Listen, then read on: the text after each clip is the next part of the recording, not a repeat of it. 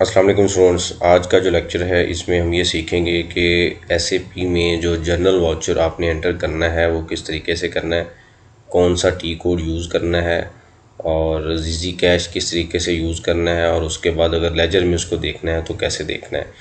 और ये कुछ फंडामेंटल इंफॉर्मेशन है और जो प्रॉपर क्लासेस हैं उसमें सारी जो 22-23 जो लेक्चर हैं एसएपी के उसमें सारी डिटेल चीज़ें कवर्ड हैं। लेकिन काफ़ी स्टूडेंट्स के क्वेश्चन थे यूट्यूब से भी कि जो एसएपी में जो क्योंकि अभी नॉर्मली जितनी भी अच्छी कंपनीज हैं उनमें सब में एसएपी यूज़ हो रहा है, तो उनकी रिक्वायरमेंट है कि कुछ फंडामेंटल या बेसिक नॉलेज उनको होना चाहिए। तो ये इतना कोई मुश्किल या इतना कोई बड़ी रॉकेट साइंस नहीं है, ये सिंपल कुछ स्टेप हैं जो आपने फॉलो करने हैं। कुछ एक इंटरफेस है जो इसका एक प्लेटफॉर्म है, उसके मुताबिक हमने चलना है। और ये वैसे ही नॉर्मल सॉफ्टवेयर है जैसे एक आम नॉर्मल सॉफ्टवेयर हम यूज़ करते हैं, पर थोड़ा सा इसमें डिफरेंस है। इसकी कुछ फर्दर रिक्वायरमेंट्स हैं, रूल्स हैं, उसको हमने फॉलो करना है। तो ये मैं आपके सामने एक लॉगिन है ऐसे सैप का। उसमें अगर आप देखें तो चूँकि ये एक सेंट्रलाइज सिस्टम होता है, प्योर ईवीआरपी है, सारे पूरी कंपनी को कनेक्ट करता है। तो इसमें डिफरेंट डिपार्टमेंट आते हैं जैसे लॉजिस्टिक है, अकाउंट्स है, ह्यूमन रिसोर्स है, इंफॉर्मेशन सिस्टम है और अदर टूल्स है। तो हम फॉर एग्जांपल अकाउंट्स को क्लिक करें तो अकाउंट्स के आगे फर्दर डिफरेंट चीज़ें आती हैं कि क्या क्या फाइनेंशियल कंट्रोलिंग है, फाइनेंशियल सप्लाई चेन मैनेजमेंट है। तो अगर हम फाइनेंशियल कंट्रोलिंग पे क्लिक करें तो हम हमारे सामने ये लेजर आते हैं, जनरल लेजर है, अकाउंट रिसीवेबल है, पेएबल है, बैंक है, फिक्स एसेट है। तो अगर आपसे कोई क्वेश्चन करता है कि फाइनेंशियल अकाउंटिंग में एसएपी में क्या क्या चीज़ें आती हैं, तो आप उनको ये ईजीली बता सकते हैं कि सैप में जो फाइनेंशियल अकाउंटिंग है, फीको जो है, उसमें क्या क्या चीज़ें कवर्ड होती हैं।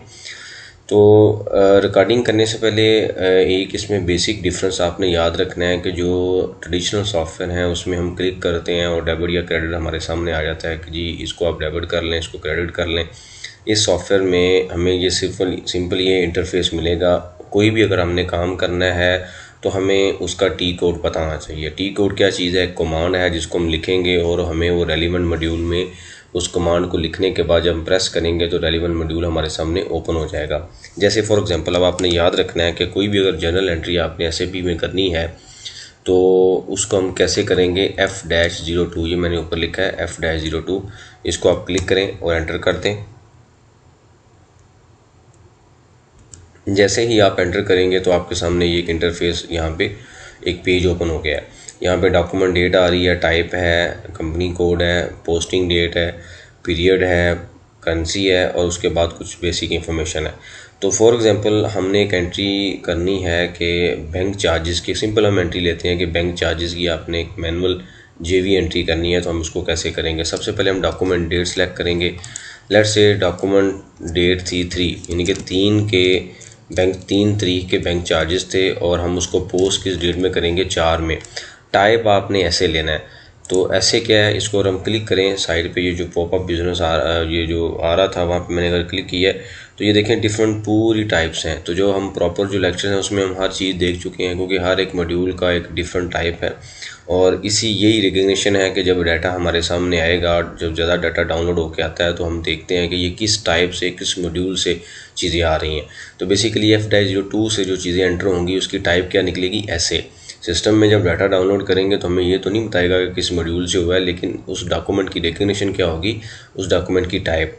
तो ऐसे में अगर आपको देखें तो ऐसे में उसने क्या लिखा हुआ है यहाँ पे, जनरल अकाउंट डॉक्यूमेंट यानी कि जनरल लेजर का डॉक्यूमेंट है। तो इसको हमने क्लिक किया, ऐसे आ गया। उसके बाद कंपनी कोड है, जो भी कंपनी का कोड है वो हम कोड लिखेंगे। हर कंपनी का एक यूनिक कोड होता है, वो हम यहाँ पे मैंने लिखा है। उसके बाद आता है पोस्टिंग डेट। तो मैं ये कह रहा हूँ कि आज की डेट में पोस्ट हो। पीरियड में कौन सा लूँगा? 9 का मतलब क्या है? सितंबर, यानी कि जनवरी 1 है और इसमें चूँकि जनवरी से दिसंबर तक ये चलता है तो अगर अक्टूबर होगा तो हम यहाँ पे 10 लिखेंगे। करेंसी है, इसमें यूएसडी में भी आप कर सकते हैं, जो भी रेलिवेंट करेंसी है वो आप ले सकते हैं, लेकिन हम ये पीकेआर में कर रहे हैं। उसके बाद डॉक्यूमेंट नंबर जो है ये ऑटो जनरेट होगा। रेफरेंस पे हम लिख देते हैं बैंक चार्जेस। लेट्स से हम लिख देते हैं बैंक चार्जेस है। अब बैंक चार्जेस किस डेट के हैं तो हम यहाँ पे लिख देते हैं टिल 3 सितंबर। ठीक है, इसमें लिमिटेड इन्फॉर्मेशन आती है तो हमने ऐसे लिख दिया है।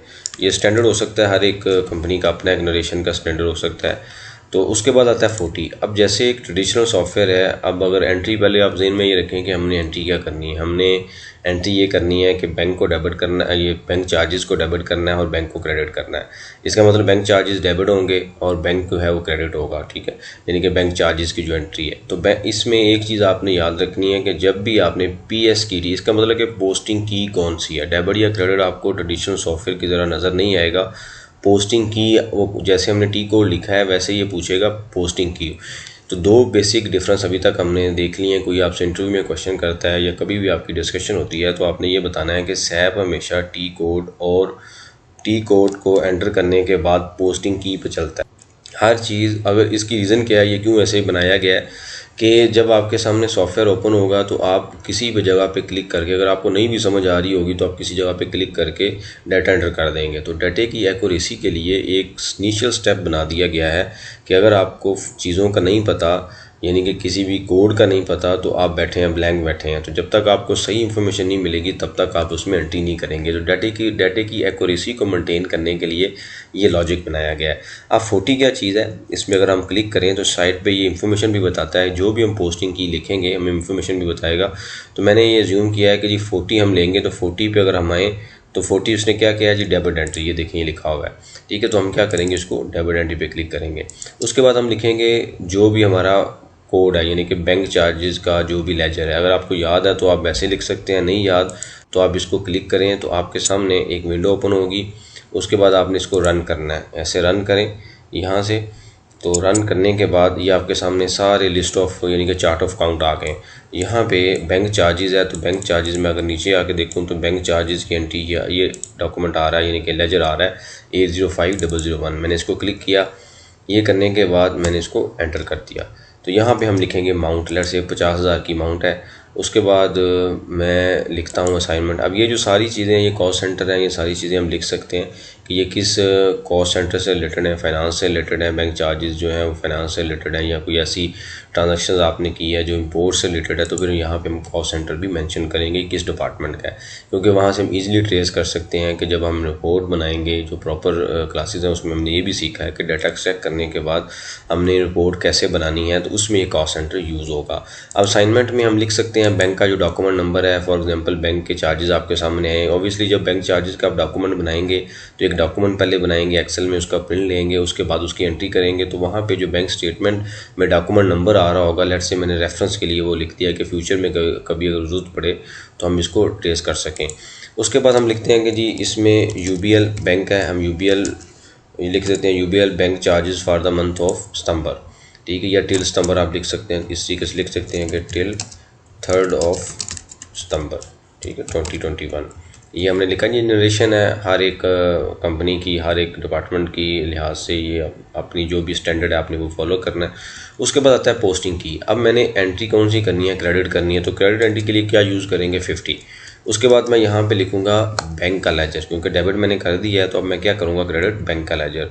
उसको मैंने एंटर किया तो ये मेरे सामने एक बैंक ओपन हो गया, UBL बैंक है। यहाँ पे मैं अमाउंट लिखूँगा 50,000।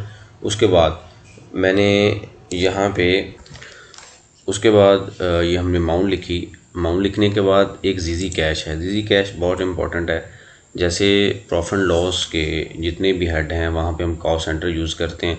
जीजी कैश में बैंक में हम क्या यूज़ करेंगे, जीजी कैश। जीजी कैश हम क्यों यूज़ करते हैं, फॉर एग्ज़ाम्पल एक मंथ में या एक साल में या 6 माह में अगर आपको कहा जाता है कि बैंक में कौन कौन सी ट्रांजैक्शंस हुई हैं, मतलब कि हमने सैलरी के अगेंस्ट कितने पैसे दिए हैं, हमने वेंडर्स को कितने पैसे दिए हैं, बैंक चार्जेस कितने थे, इंटरेस्ट की पेमेंट कितनी थी, या डिफरेंट तरीके से और भी कुछ, अगर FD वगैरह कुछ भी हो सकता है। तो उसके लिए अगर आप जीजी कैश, क्योंकि एक कोड है, जैसे अगर सैलरी की पेमेंट करनी है तो उसके लिए एक जीजी कैश है, यानी कि बैंक का क्रेडिट हो रहा है तो हम वो जीजी कैश सेलेक्ट कर लेंगे। अगर इंपोर्ट की पेमेंट करनी है, वेंडर्स को पेमेंट करनी है, तो उसके लिए हम एक स्पेसिफिक जीजी कैश सेलेक्ट करेंगे। तो बेसिकली जो ट्रांजैक्शन एक्चुअल में हैपन हो रही है, जीजी कैश उसका एक कोड जनरेट करता है और उस स्पेसिफिक कोड को हमने यूज़ करना है। जैसे बैंक चार्जेस है तो हम क्या करेंगे, यहाँ पे सिलेक्ट करेंगे, तो हम ये देखेंगे कि रेलिवेंट कौन सा हम उसको बैंक के लिए ले सकते हैं। जो भी हम यहाँ पे आप देखें तो सबसे पहले कौन सा आ रहा है, कैश इनकम फॉर सेलिंग, ये नहीं है, कैश इनकम भी नहीं है, ये भी नहीं है, पे आउट। अब पे आउट क्या है, फॉर परचेजिंग ऑफ गुड्स, ये वेंडर की पेमेंट है, ये कौन सी है, सैलरी की पेमेंट है, ये टैक्सेस की पेमेंट है, और ये कौन सी पेमेंट है, ये अदर बिजनेस एक्टिविटी।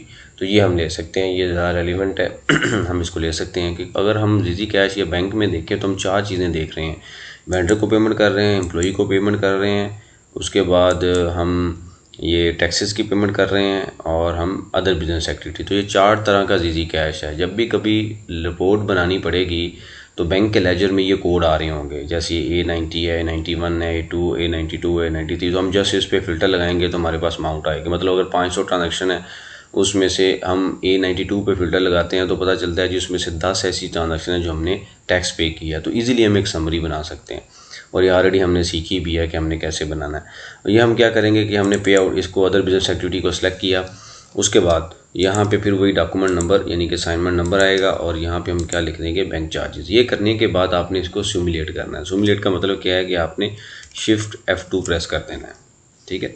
तो ये एंट्री आपके सामने आ जाएगी। ये आप देखें तो डी और सी, डेबिट और क्रेडिट क्या है, 0 होना चाहिए। 2 लाइन आइटम है, मतलब जो ट्रांजेक्शन हैं। उसके बाद ये करने के बाद आप डॉक्यूमेंट नंबर पे हैं तो ये सिमुलेट जनरल लेजर, कि जनरल लेजर में आपको किस तरीके से नज़र आएगा। तो हम यहाँ पे इसको क्लिक करते हैं। क्लिक करने के बाद ये इसको रन कर रहा है, अभी हम देखते हैं। तो ये आपके सामने उसने एक लेजर दे दिया कि जी ये जब एंट्री हो जाएगी तो ये किस तरीके से आएगी। ये देखें तो ये हमने क्या किया, कंपनी कोड सेलेक्ट किया, आइटम 1 आइटम 2 यानी कि लाइन आइटम थी, पोस्टिंग की डेबिट क्रेडिट और bank charges, GL name bank UBL saving account से अमाउंट निकल रही है, और ये डेबिट या क्रेडिट हो रहा है। तो इस तरीके से क्या हुआ कि हमने इसको पहले देख लिया कि ये किस तरीके से लेजर में वैल्यू आएगी। अब हम क्या करेंगे कि हम इसको दोबारा बैक करेंगे, और बैक करने के बाद मेन पेज पे आएंगे, और इसके बाद हम इस एंट्री को क्या करेंगे, Ctrl+S कर देंगे। तो जैसे हम Ctrl+S करेंगे तो ये हमारी जो एंट्री है ये सेव हो जाएगी। अब अगर हम इस एंट्री को व्यू करना चाहते हैं किसी भी डॉक्यूमेंट को, तो हम कोड कौन सा यूज़ करेंगे, FB02। तो एक चीज़ याद रखनी है कि एक इसमें दूसरी सिमिलैरिटी ये है कि F सीरीज़ की जितनी भी चीज़ें हैं, यानी कि F का जो T कोड है उसमें जितनी भी उससे रिलेटेड चीज़ें होंगी वो सारी F से स्टार्ट होंगी। तो FB02 हम करेंगे तो ये डॉक्यूमेंट नंबर जनरेट हुआ था, 1 से स्टार्ट हो रहा है और 15 पे एंड हो रहा है। तो ये कंपनी कोड है, फिजिकल ईयर है, हमने इसको एंटर किया तो आपके सामने ये एक डॉक्यूमेंट नंबर ये डॉक्यूमेंट आ जाएगा। ये डबल एंट्री है बेसिकली। अब ये डबल एंट्री क्या बता रही है, इस एंट्री को भी स्टडी करना है, आर्ट है। आप क्या देखेंगे, 40 हमने क्या यूज़ किया था, पोस्टिंग की, तो इसने क्या लिखा हुआ है, PK। उसके बाद ये जनरल लेजर था, ये डिस्क्रिप्शन थी, ये अमाउंट थी, ये उसका कोड है आ रहा है, और ये इसी तरीके से बैंक का कोड आ रहा है, और ये हमने नरेशन लिखी हुई है। तो इस तरीके से ये सारी चीज़ें जो होनी चाहिए थी वो हमने देख ली। अब हम आके देखते हैं कि लेजर में किस तरीके से आएगा। तो ये इसका जनरल लेजर हम कॉपी करते हैं, और मेन पे आके यहाँ पे अगर हम जनरल लेजर में आए, इसको हम क्लिक करते हैं तो ये आ रहा है डिस्प्ले बैलेंस। इस पर आप क्लिक करें, यहाँ पे कोड एंटर करें और इसको रन कर दें। जैसे आप रन करेंगे तो आपके सामने डिस्प्ले बैलेंस मींस कि जो जनरल लेजर, ये देखें ये काउंट बता रहा है कि जी पोस्टिंग जनवरी से लेके दिसंबर आपको बता रहा है कि 50,000 की ट्रांजेक्शन हुई है। आप इस पर बैलेंस पे क्लिक करें। बैलेंस पे जब आपने क्लिक किया तो आपके सामने जनरल लेजर में इस तरीके से ये डॉक्यूमेंट आ जाएगा। ये असाइनमेंट नंबर हमने 22 लिखी थी, ये डॉक्यूमेंट नंबर आ गया। टाइप कौन सी थी, SA। तो इसमें अगर कोई परचेज ऑर्डर बुक हम करेंगे, कोई भी चीज़ आती है सिस्टम में आती है, कुछ भी आता है, तो हम टाइप से उसको आइडेंटिफाई करेंगे ये कौन सी टाइप का डॉक्यूमेंट है। तो ऐसे का मतलब फौरी आपके ज़हन में क्या आएगा कि जनरल लेजर का डॉक्यूमेंट है। ये डॉक्यूमेंट डेट है कि किस डेट को ये किस डेट का ये डॉक्यूमेंट था, और उसके बाद ये अमाउंट आ गई है, और उसके बाद ये इसका क्या है, UBL का जो बैंक जो नरेशन है वो हमने लिख दिया। अब इसी तरीके से जो बैंक है उसमें भी हम आके इसको देखते हैं कि बैंक के लेजर में इसको किस तरीके से व्यू करना है, किस तरीके से आएगा। तो हम बैंक का जो कोड था 100502 ये लिखते हैं, तो ये बैंक आ गया आपके सामने। एक्यूमुलेटेड बैलेंस पे क्लिक करें तो यहाँ पे आप अगर आप देख रहे होंगे तो इन्फॉर्मेशन सारी वो वाली है ये एक रेड कलर की ये चीज़ आ रही है, ओपन आइटम है। ये हम लेटर ऑन सीखेंगे और हमने क्लासेस में ऑलरेडी स्टडी किया है कि ये हमने ओपन क्यों है, इसको कैसे क्लियर करके नीचे लेके आना है, लेकिन अभी ये क्या है, ओपन आइटम है। तो अब आप देख रहे होंगे कि यहाँ पे जीजी कैश नहीं आ रहा, आप कैसे बनाएंगे। तो उसके लिए एक लेआउट पे आप क्लिक करेंगे। लेआउट पे क्लिक करने के बाद यहाँ पे आप जो चीज़ लेके आना चाहते हैं, मतलब अगर आपको पोस्टिंग की ज़रूरत है, ओके आप क्लिक कर लें, इस साइड पे ले आएँ उसको।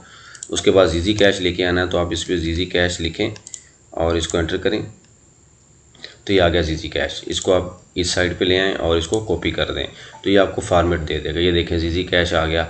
अब जब डाटा हम डाउनलोड करेंगे तो हमने सिर्फ जस्ट इस पे फ़िल्टर लगाना है जीजी कैश पे। जब एक्सेल में 1000 एंट्री हो, 3000 हो, तो हम इस पे फ़िल्टर लगाएंगे, हमें फौरी पता चल जाएगा ये टैक्सेस की पेमेंट है। यानी कि हम नरेशन से उसको आइडेंटिफाई नहीं करेंगे, हम उसको कहाँ से आइडेंटिफाई कर लेंगे, यहाँ से। यानी कि टैक्स है या बैंक चार्जेस है, जो भी है। मिसाल के तौर पे A93 बैंक चार्जेस है, तो हमें पता, फौरी हम क्लिक करेंगे हमें पता चल जाएगा। अगर 1 साल के चार्जेस हैं, 1 महीने के हैं, तो सिंगल क्लिक पे आप उसको देख सकेंगे। दूसरी चीज़ हमने ये देखा था कि डॉक्यूमेंट 3 का था, यानी कि 3 सितंबर के चार्जेस थे और पोस्टिंग किस डेट को हो रही है, 4 को। ये देखें दोनों डेटें डिफरेंट है।